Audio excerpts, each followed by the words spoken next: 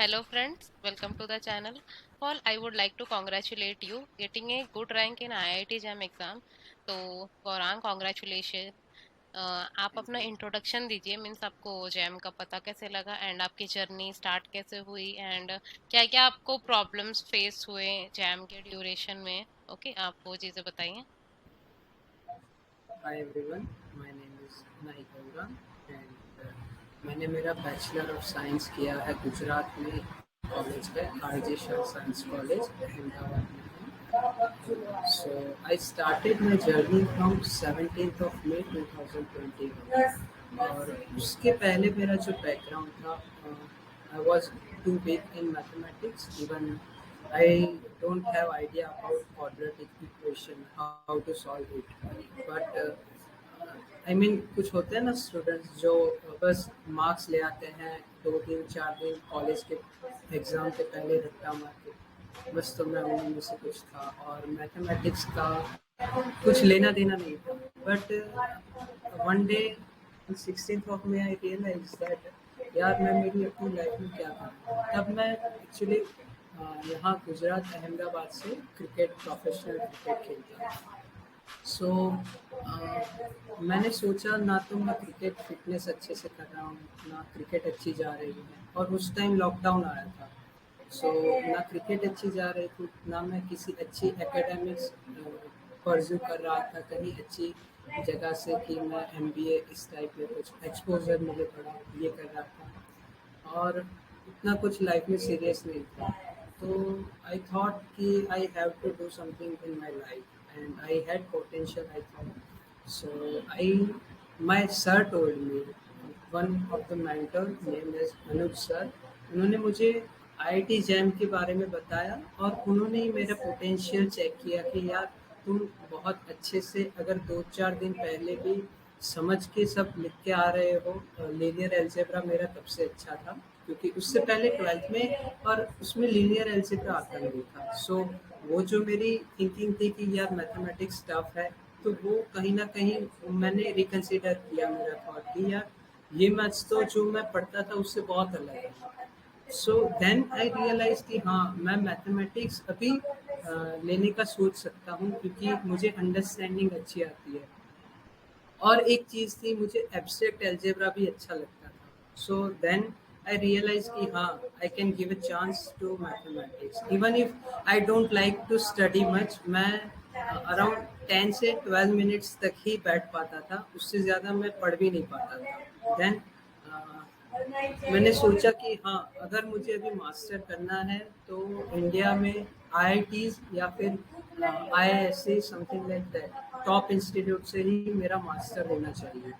But the reality was too different क्योंकि मेरा जैसे बताया कि मुझे ना तो क्वाड्रेटिक इक्वेशन आता था ना मुझे समझ थी कि क्या मैथमेटिक्स में सब्जेक्ट्स होते हैं। So, but I took that decision, and fortunately, I have a mentor like Anuj sir initially. Then they told me that ये टफ होगा, इतना आसान नहीं है तुम्हारे जैसे बच्चे के लिए, क्योंकि वो लॉजिकली भी सही थे क्योंकि मुझे कुछ पता नहीं था क्या है ये फील्ड, कितना आगे बढ़ सकता हूँ और सच में मेरे अंदर पोटेंशियल है या नहीं है। बट मैं एक बार डिसीजन ले लिया फिर मैं उसमें कूद गया और जब मैं कूदा तो मुझे पता चला कि बहुत टफ होने वाला है। जब मैंने स्टार्टिंग में अनअकैडमी पे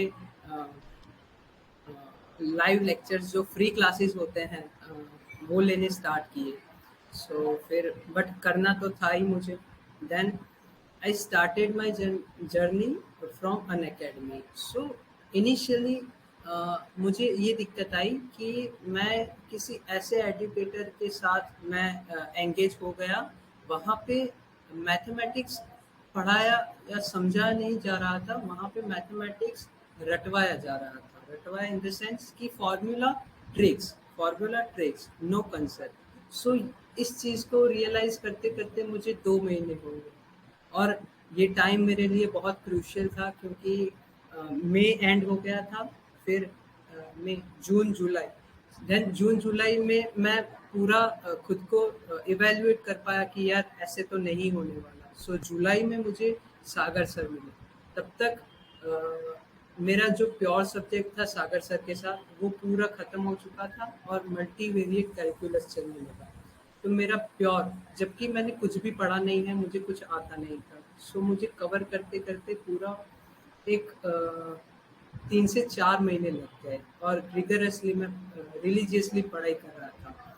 सो उसकी वजह से मेरा मॉक टेस्ट का जो टाइमिंग था कि एक एस्पिरेंट को मॉक टेस्ट अच्छे से देने चाहिए, वो मैं अच्छे से नहीं कर पाया। सो देखते हैं ना, एक चीज़ को सही से करने में दूसरी चीज़ लैप हो रही है, कहीं न कहीं कॉम्प्रोमाइज़ हो रही है। सो वो चीज़ कॉम्प्रोमाइज़ हुई और उसको होते-होते दिसंबर, जनवरी आ गया और तभी भी शायद मेरे पास एक स्ट्रेंथ था क्योंकि मैं 9 से 9 घंटे तक तो पढ़ता ही था क्योंकि और सब कुछ मैंने छोड़ दिया था।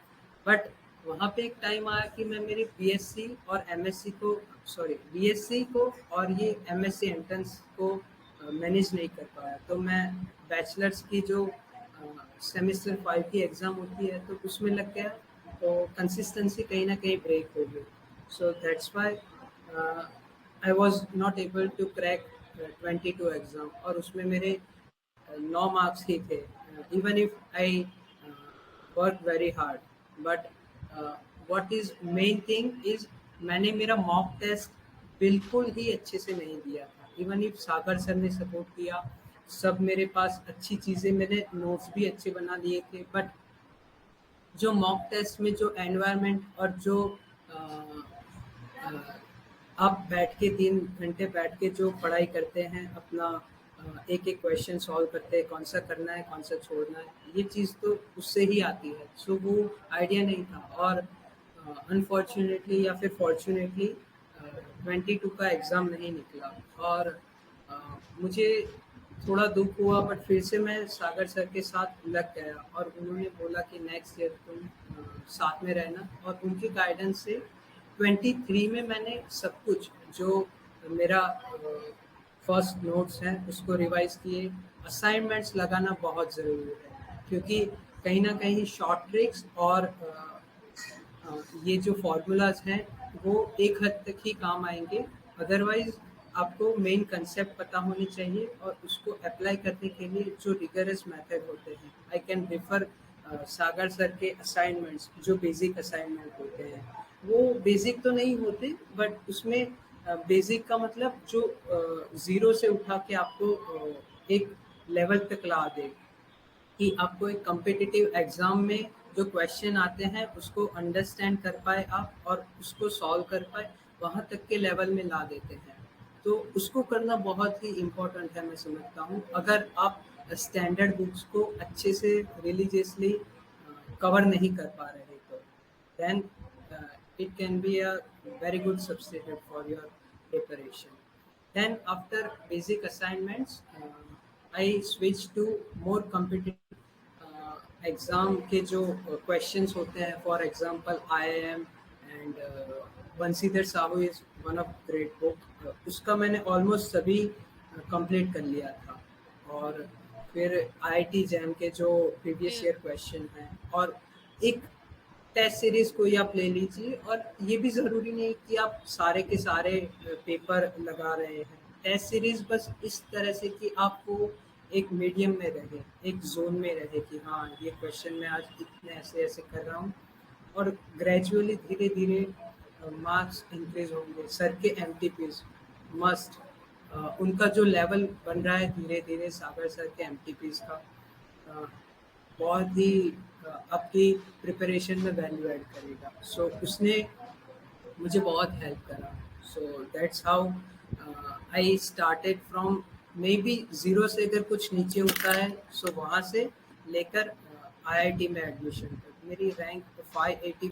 हाँ, रिज़ल्ट थोड़ा ऊपर नीचे हो सकता है, बट ये श्योरिटी है कि अगर आप में पोटेंशियल है, अगर आप में उतना नॉलेज आ गया है, तो एटलीस्ट लोएस्ट में लोएस्ट वर्स्ट केस में एक एनआईटी तो आप निकाल ही लेंगे। So what is main thing is to know how to do mathematics. So preparation करने में कहीं न कहीं कोई एस्पिरेंट इतना एंगेज हो जाता है कि वो एक्चुअल मैथमेटिक्स को भूल नहीं कर। पड़ता कि फॉर्मल मेथड्स में उसको ऐसा लगता है क्यों करनी है।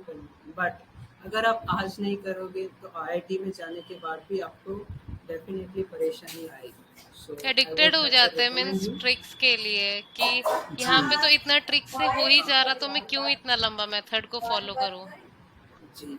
बट आईआईटीज में अगर आप कंप्यूटिंग नहीं लेते, प्योर सब्जेक्ट लेते हैं, तो आपको आगे करना ही पड़ेगा। सो बाद में दिक्कत आएगी। सो आई वुड रिकमेंड दैट अगर आपके पास अभी टाइम है, अराउंड सितंबर, अक्टूबर, इवन नवंबर तक आप ये सब कर सकते हैं। सारे सब्जेक्ट्स को लेकर एक अपना खुद का प्लान बना के जो बेसिक्स हैं और उनमें काम करिए अच्छे से, और फिर नवंबर के बाद आप कॉम्पिटिटिव एग्जाम के लिए टेस्ट, मॉक टेस्ट ऐसा लगाना स्टार्ट कर सकते हैं till January, and then definitely you will get one such rank, वो आपको आईआईटी दिलाएगा।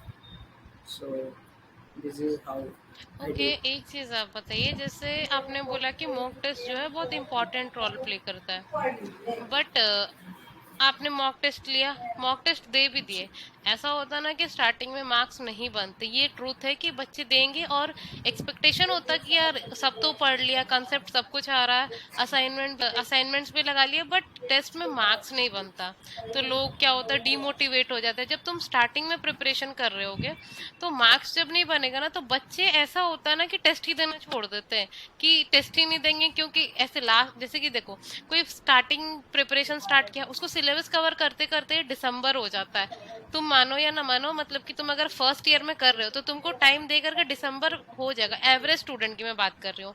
और फिर जनवरी में अगर टेस्ट देना स्टार्ट किया, उसको तो बहुत डिमोटिवेशन हो जाएगा और नेगेटिव थॉट्स आने लगेंगे, और वो टेस्ट ही देना छोड़ देगा। तो उनको तुम क्या कहना चाहोगे कि क्या करे वो तो बेटर रहेगा। अगर कोई एस्पिरेंट अभी ये वीडियो देख रहा है नवंबर दिसंबर के पहले, सो अगर नवंबर में आप टेस्ट देना स्टार्ट करते हैं तो एक मंथ तो आपको, मैं मैक्स टू मैक्स बात कर रहा हूँ, अगर कोई स्मार्ट बच्चा होगा तो वो एक वीक 2 वीक में इवेलुएट कर लेगा कि हाँ ये होती है। बट वीक से वीक स्टूडेंट भी है तो एक मंथ में इवेलुएट कर लेगा कि यार गलती कहाँ हो रही है। सो नवंबर से टेस्ट देना स्टार्ट कर देना, चाहे नेगेटिव में मार्किंग आ रहे हैं, सब पॉसिबल है। वर्स्ट केस में नेगेटिव में मार्क्स आ रहे हैं तो भी कोई बात नहीं है। इवन लास्ट ईयर मेरा एक टेस्ट में 0 मार्क्स आया था, ठीक है। But what is the key is being consistent and do not give up until you reach your goal. So नवंबर में आप स्टार्ट करोगे तो दिसंबर तक तो एक आइडिया आ जाएगा बेसिक कि हाँ कहाँ तक मैं खुद को देख रहा हूँ। और जैसे जैसे 28-29 मार्क्स भी आप आ रहे हैं तो जैसे 28-29 कुछ ऐसे कट ऑफ के आसपास भी मार्क्स आ रहे हैं, तो you have sufficient time of 60 days that you you can score up to 40-45 marks, और ऐसे धीरे धीरे लगे रहना है। और जैसे अभी मुझे रिमान इंटीग्रेशन का कोई क्वेश्चन है, वो सॉल्व ही नहीं हो रहा है, सो एक दो टेस्ट दूंगा, फिर ध्यान जाएगा कि हाँ आर आई के कंसिस्टेंटली 2 टेस्ट में मेरे बने ही नहीं, तो उसके नोट्स उठा के देख लो। और एक चीज़ मैं आपको इसमें ऐड ऑन करूँगा कि जब टेस्ट हो उसके पहले आप अपना शॉर्ट नोट्स बना दो। मैंने क्या करा था, 7 से 8 पेज थे, उसमें पूरा कंसाइज नोट्स बना लिया था, उसमें A to Z सब कुछ लिखा हुआ था एकदम शॉर्ट मैनर में कि like formula means not that our mathematical formula, like our ancient sentence में ही आपको लिख देना है कि हाँ ये ऐसे होता है, like ग्रुप थ्योरी उसमें बहुत फॉर्मूलाज आते हैं। सो मैंने एक अच्छे से नोट्स बनाया था, सो उसमें आप ग्रुप थियरी का कुछ भी पूछ लो उसके अंदर वो चीज़ मिल जाएगी। सो ये रिसोर्स आपको through the preparation time till नवंबर एक ऐसी बुक छोटी सी बना लेनी है इस सब्जेक्ट की। अगर कोई फार्मूला भूल जा रहे हो, जैसे अपना ये अप्लाइड के जो पार्ट थे SOR BOR और वॉल्यूम ऑफ रिवॉल्यूशन, इन सब के लिए फार्मूला की एक नोट्स, चीट कोड वाली नोट्स बना सकते हो आप। सो धीरे धीरे क्या होगा, जैसे ही आप मॉक टेस्ट देना स्टार्ट करोगे तो ये गेम जैसा है, मैं इसको गेम जैसे कंसिडर करता था। अगर मेरा 28 मार्क्स तक का ही अभी तक अनलॉक हुआ है, सो धीरे धीरे मेरे 34 मार्क्स तक का अनलॉक होगा। फिर उसमें अगर मुझे रियल एनालिसिस का जो टेलर्स थ्योरम का कोई पार्ट है वो नहीं आ रहा, जो बेसिक स्टैंडर्ड क्वेश्चन है, क्योंकि मैंने रिवीजन नहीं किया या पढ़ा नहीं है तो नहीं आएगा, तो उसको पढ़ लेना है पहले। और अगर रिवीजन की बात है तो वो एक शॉर्ट नोट है, वो आपको हेल्प करेगी, तो उसको कंसीडर करो और फिर 2-4 क्वेश्चन उस पर लगा लो, आंसर एकदम पेन चला लो उस पर, वो चीज़ आ जाएगी। सो धीरे धीरे करके आपका 40-45 मार्क्स, और सागर सर के एमटीपीज दो अच्छे से, उसमें मेरा अराउंड 75 इतना तक का स्कोर जाता था लास्ट लास्ट में, जो एम टी पी 16-15 ये हुए थे। सो एक धीरे धीरे जाके ग्राफ अपना y=x के जैसे बढ़ जाएगा, but the key is to be consistent. So consistent रहना है, अगर 0 मार्क्स भी आ रहा है तो लगे रहना। और ये जो 0 मार्क्स आया था वो 22 में आया था, मतलब जो 22 में पेपर दे रहा था। ओके, आप ये चीज बताइए कि टेस्ट को एनालिसिस कैसे करना चाहिए। सो टेस्ट को एनालिसिस करने में एक फैक्टर ये होता है कि दूसरे लोग कौन से क्वेश्चन ऐसे हैं जो सॉल्व नहीं कर पाते। आई मीन एक ऐसा आपका एनवायरनमेंट होना चाहिए जहाँ पे और कंपटीशन क्या क्या सॉल्व कर पा रहा है, क्या नहीं कर पा रहा है, और उसमें क्या आप जो अनसॉल्वेबल क्वेश्चन जो है, कहीं ना कहीं कुछ क्वेश्चन मेरे से हो जाते थे, बट मेरे साथ क्या दिक्कत आती थी, कोई क्वेश्चन ऐसा है जैसे S O R B O R which was my weak part initially, so वो सॉल्व नहीं होता था मेरे से। सो ऐसे मुझे एनालाइज करना है कि जो टफ है वो तो मुझे आ रहा है, वो दूसरों को नहीं आ रहा है, उसमें कोई दिक्कत नहीं है, बट जो इजी पार्ट है वो अगर मुझे नहीं आ रहे हैं बट दूसरे कर ले रहे हैं, तो वो मुझे कंपटीशन में पीछे छोड़ देंगे। ठीक है, सो जो इजी पार्ट है और जो टफ पार्ट है, मैं पहले बोला कि इजी और टफ कुछ नहीं होता, that is true, but easy question और tough question to solve in exam frame, that is different thing. So यहाँ पे कुछ question होते हैं जो comparatively easy होते हैं, अगर वो आप solve नहीं कर पा रहे, that is serious matter of concern. So उसको solve करना है, और धीरे धीरे करके आपको समझ आ जाएगा कि क्या इजी है, क्या टफ है, क्या क्वेश्चन छोड़ने चाहिए, क्या नहीं छोड़ने चाहिए, तो ये टेस्ट देने से ही आएगा। सो that's how I analyse. And अगर कोई क्वेश्चन है मुझे नहीं आ रहा, तो उसके मैं पीछे उठ के अगर मैं पूरा वो चीज़ पढ़ूंगा नहीं फिर से, बट जो मैंने कंसाइज नोट्स बनाए हैं वो मुझे आंसर करेंगे कि हाँ इसको मैं ऐसे प्रोसीड कर सकता हूँ और सॉल्व कर सकता हूँ, और नेक्स्ट मॉक टेस्ट जब आती है तो उसमें वो रिजल्ट दिखता है। So that's how I did my preparation of mock test. Okay, जैसे आपने ऐसा कोई मिस्टेक किया होगा प्रिपरेशन के ड्यूरेशन में जो चाहते हो कि लोग जो स्टूडेंट्स है वो ना करे, तो आप अपने मिस्टेक्स बताइए। So one of my biggest mistake is to go for short tricks and shortcuts. Shortcuts will cut you short. First of all, ठीक है।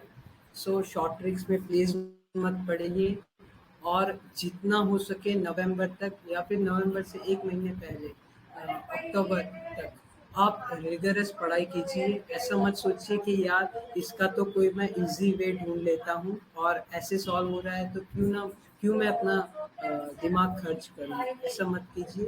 अपनी प्रिपरेशन को अच्छी रैंक लाने के लिए रिगरस स्टडी कीजिए, और सिर्फ रिगरस स्टडी करना भी इम्पोर्टेंट नहीं है।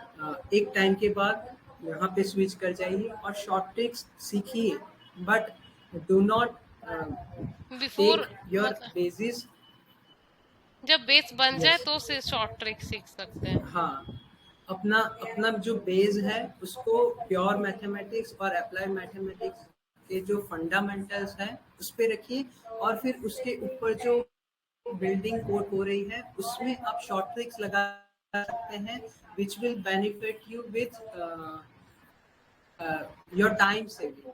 टाइम सेव होगा उससे। सो मैंने भी शॉर्ट ट्रिक्स यूज़ की थी, बट मेरी जो बेस थी वो मैंने शॉर्ट ट्रिक्स पे नहीं रखी थी, वो एकदम रिगरस मैथमेटिक्स पे रखी थी, like solving all the question. Like homomorphism से लोगों को बहुत डर लगता था, बट मेरा ऐसा था कि अगर कोई होमोमॉर्फिज्म का क्वेश्चन आता है, कितना भी टफ है, मैं सॉल्व कर लेता था। इवन एमटीपीज में कुछ अच्छे अच्छे रिजल्ट्स मैंने सर को निकाल के दिए थे कि सर ऐसे हो सकते हैं।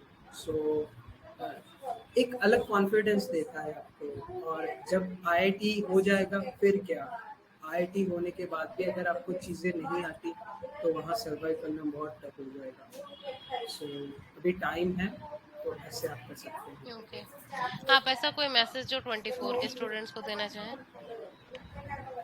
यस, सो मेनली मेरा यही मैसेज रहेगा, बहुत सिंपल, कि अभी रिगरस स्टडी कीजिए। आईआईटी जैन एक्सेप्ट 23 पेपर, एक फंडामेंटल पेपर बनाता है, अपनी नॉलेज टेस्ट करता है।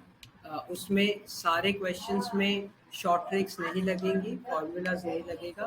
सो study mathematics, do mathematics, and then after November, October, go for mock test, and you will evaluate yourself with good strategies and good marks day by day. So uh, yes, thanks Gaurang. don't fall for short tricks.